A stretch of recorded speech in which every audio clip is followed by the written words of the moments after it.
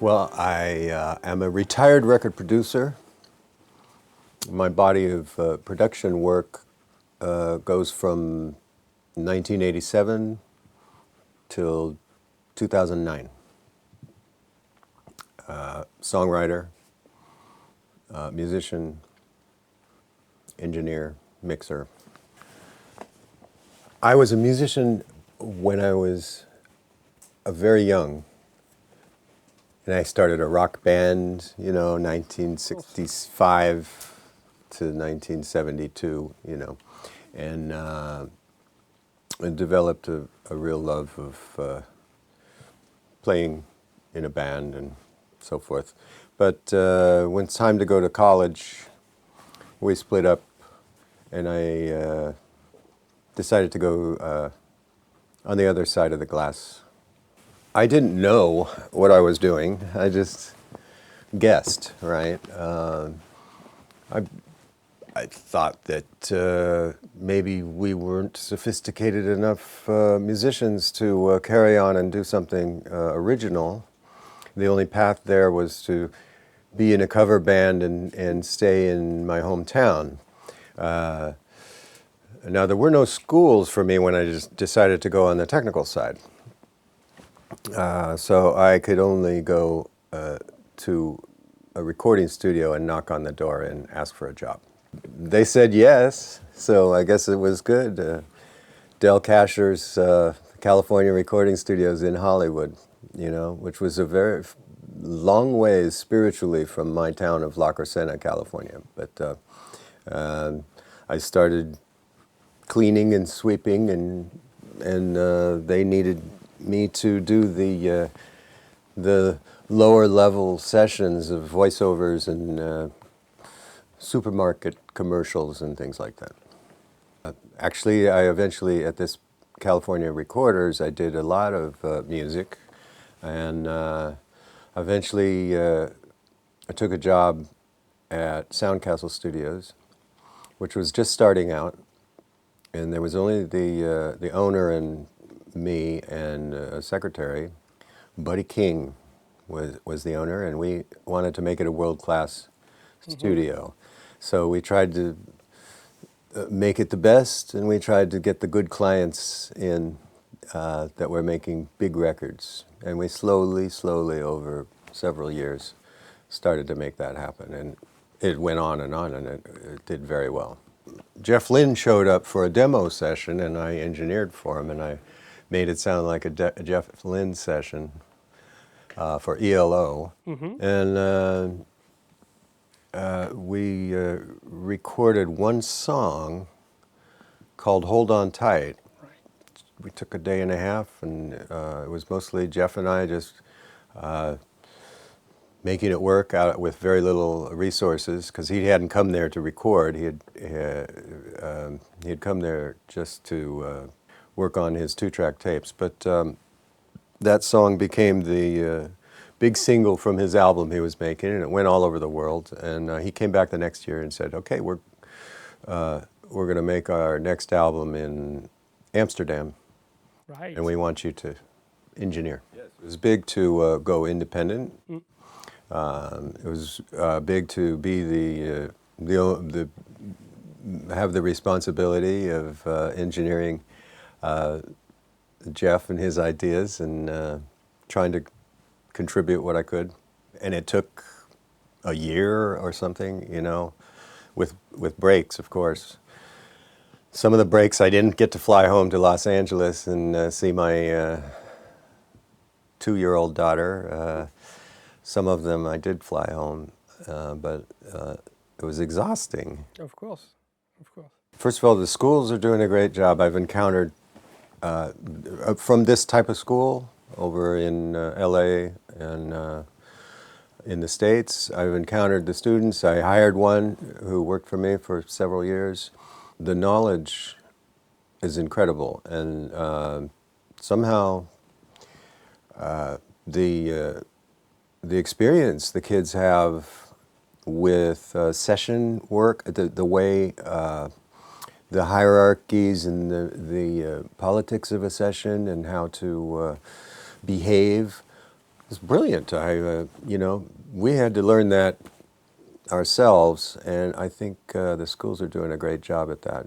The message I would have is let's hope that the schools don't teach so well that everybody comes out making the same choices.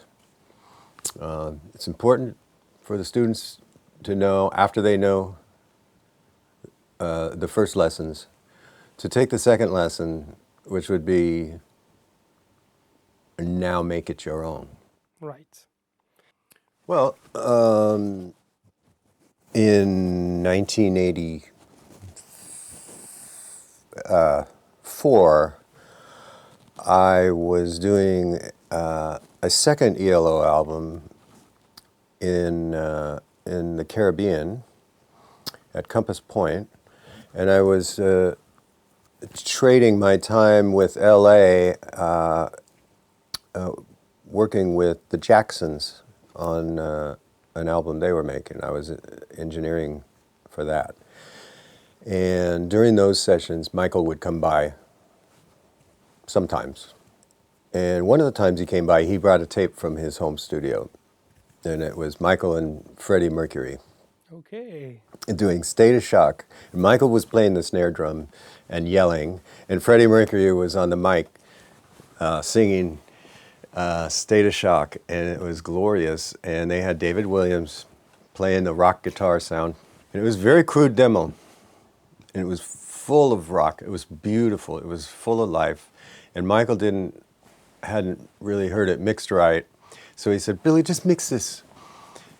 And I just heard it. I just thought it was wonderful, and quickly just did this. There you go. It took maybe 40 minutes. Okay. Michael took it home and wrote me a note with 5 stars on it. He said, "Billy, remember everything you did on this tape, everything." And I forgot about it later on. Must have been 6 months later. I don't know. Michael did a final version. To my chagrin, he did a new version with Mick Jagger. Right. And a new recording. But Bruce called me to ask what my instructions were on how to make it sound like the demo we had mixed. So yeah, that was fine. It was great. But I guess Michael liked that so much that he asked me to come out in '85 to his house, which lasted a year and a half, me and Michael sitting there. He was writing the songs for the Bad album, Yep. and we were recording demos, and demos which were attempting to be the templates for what he wanted when he went to the final sessions. So we had to do the grooves, get them right. We had to get the keyboards, the exact sounds he wanted, and get the vocals and background vocals exactly how he wanted, and basses and things. And he started making me play. I'd play basses and put drum loops together, and I didn't really have gear, so I made my own samples, and used the Publizon, which you could sample stereo. Very, very important, And other people were just buying a big keyboard that was a big sampler and using the thing straight out of the box, samples, drums and things. And I didn't like the sound of those. So I was making custom samples. I had to rent a guitar, yeah, by early '86, Michael started the album with Quincy at Westlake. So I was done. But Michael said I would be on his next album as a producer. Okay. And that happened. And that happened. Well, in between, I produced 2 albums, and I mixed and engineered Madonna's Like a Prayer album. Very immersive engineering and mixing for the Like a Prayer album. It's like, there's a spectrum between engineering and producing, and I was taking those steps. I co-produced Thomas Dolby's Aliens Ate My Buick, which was ambitious project sonically and creatively. And I produced a band called Toy Matinee, which was another ambitious project creatively. And I really, I had all the creative control on that. So by the time Michael was ready, I did not feel that I did not feel the weight of that responsibility. If I went to bed at night and I thought, oh my God, Quincy Jones is not producing Michael and I am, maybe I would have a little twinge, but basically I knew what I wanted to do. I knew me and Michael were very tight. We sat for a year and a half making music and making tracks and you know, making decisions. And it was a very, you know, he was alone. He didn't have other work to do during that year and a half. So really it was very free time for him. And so we had such a great relationship before we started Dangerous that I had no fear. That's great. I built my own studio after Michael's project was done, after Dangerous was done. And in there, the first project I worked on, I produced, was David Berwald's Triage, another ambitious, creative piece of work. And when that was done, this was on A&M Records. Herb Alpert called me up, whom I used to mix his albums, you know, and he said, "Man, this is the most uncompromising thing I've ever heard on a commercial release," and he was very impressed. I didn't have immediately another project, so David called up and said, "Let's just get together on Tuesday nights and just jam some stuff out for no reason, and we'll call it Tuesday Night Music Club." And so we started that, and I got Kevin Gilbert from Toy Matinee, and I got Brian McLeod from Toy Matinee, and I got Dan Schwartz, who was friends with Berwald. The five of us would do these sessions on Tuesday nights and make up things. Many of those songs ended up on Kevin Gilbert solo albums. Some went nowhere because they were too wild and just lost and too experimental. But early on, Kevin brought his girlfriend, Sheryl Crow, in. Sheryl Crow had been playing keyboards for Kevin's live band. Okay. And the first song we did, we wrote and recorded live with a loop I threw together very quickly, all in 6, 7, 8 hours. And it's called Leaving Las Vegas, and I was stunned. I just thought it was just brilliant, and it was totally what I wanted to be doing in there. Sheryl's voice was unbelievable, rock, evocative vocal. You know, she may disagree because it's very crude, you know, but these are the vocalists I've loved my whole life, you know, the ones that really tell the story, not the ones who sing well, you know. And I believe history will show us that the greatest vocalists, history already shows us that the greatest vocalists pre-1960 did not sing great, you know. And somehow we lost that aesthetic later on, and history once again will show us again, I believe, that from 1960 to 2016, the greatest vocalists did not sing like American Idol or something. They did not have perfect vibrato. They didn't care about their voice. They cared about the heart and the story. And Sheryl did that all the way through this album, and it sold 10 million. You know, it had an odd sound for 1992. It came out of left field, and it was a tremendous success. I had been working in all the big studios in LA, and as I got my taste and I bought some gear and I kept gathering, my gear, I loved it. It wasn't much, but it was just the right things I wanted.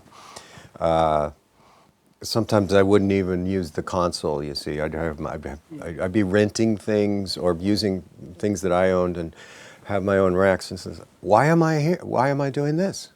You know, I've rented everything or using my own things and not even running through the console, not even using their microphones. You know, what do I need this for?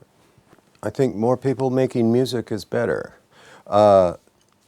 There's one negative effect of it. Like if we go back to 1920 in the U.S., everybody in the house, every household had somebody who played piano. Right. Every household had somebody who sat and played guitar, or at least in large areas of the U.S. Maybe 3 people jammed after dinner and sang Appalachian, folk songs, gospel songs. Right. Everybody sang in church. This went away in the rock era when musicians became these gods, and I never believed in that. I liked a good vocal and a good song as much as anybody else, but it was the concerts that did this whole God thing. And I never even went to the concerts. I liked records, where you didn't have to feel that separation between you and the performer. So this is a great thing that it's coming back down to people in their rooms and in their houses. But what we must not lose, see, is the idea of the extremely gifted, rare person that really could bring us more than what we get sitting playing banjo. We need Hank Williams while we play banjo on our fireplace, near the fire. We need Michael Jackson while we sit at our computer and make beats. And the business side has changed, Right. and taken away our powerful stars, because I believe they didn't like musicians having that much power. Our singers now on records, even big records, are really under the control of the business people. It was not that way before. Okay. Now there's millions of people cranking out tracks, songs, everything, finished records, whatever. And the businessmen it's like a lottery, see? They can just go find one at a time, singles, and then they could squash, an artist goes big, they can squash it on the next album. And some people say that's what they do. I don't know. Because they don't want another Michael Jackson with too much power, or a Prince who's demanding things, making better deals. Look for the artist, and not what somebody else says is the artist. Gain the skills to identify who the artist is around you, in the room, in your neighborhood, in the city. Who is thinking differently? Who comes out of from Mars with their thoughts and what they say? Who says when you're doing, as you're the student and you're getting good and you're getting better and you're doing what you do and it's pumping, right? You think, but who says, oh, come on, I've heard that a million times. Come on, can we do something like this or like this? Who's thinking another way? That's the artist. And every student needs to learn their tools and lose their fanhood. You can't be a professional and a fan. You learn the tools as well as you can, and when you come out of that, you're not an apprentice anymore. Now you're a journeyman. As a journeyman, now you start looking for artists whom you can support, help, make tracks, whatever. I suggest watch for the new business models, because we don't have one right now. No. I know of nothing. And streaming is a very big problem for music makers, producers, for all of us, writers. Terrible problem. But this will This will pass. Watch for the new business model. Watch for artists. Watch for the movement that comes with it all. A movement. And watch for things that start unifying the audience, the listeners, the people who buy media, the people who buy records. Watch for a new mainstream to happen that unifies people instead of separates them into little boxes, because that's another thing the businessmen did over 20 years. They cultified everybody. Right. And we need to reunify everybody. Watch for those things and join them when you see them, if they feel right.